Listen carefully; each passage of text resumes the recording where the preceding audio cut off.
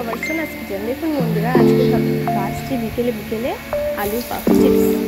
বেসন দিয়ে ভালো করে মিক্স করে নিয়েছি আলু আর কাঁচকলা। বাইরে পড়ছে ঝমঝমিয়ে বৃষ্টি, আর আমি ভাজছি কাঁচকলা আলু চিপস। আজকে আমার সোমবার, ওই জন্য নিরামিষ, ওই জন্য আলু কাঁচকলাটাই আমি বেস্ট ভাবলাম ভেজে নেওয়ার জন্য। পেঁয়াজ পকোড়ি খেতে আরোই ভালো লাগে, কিন্তু আলু চিপসটাই ভাবলাম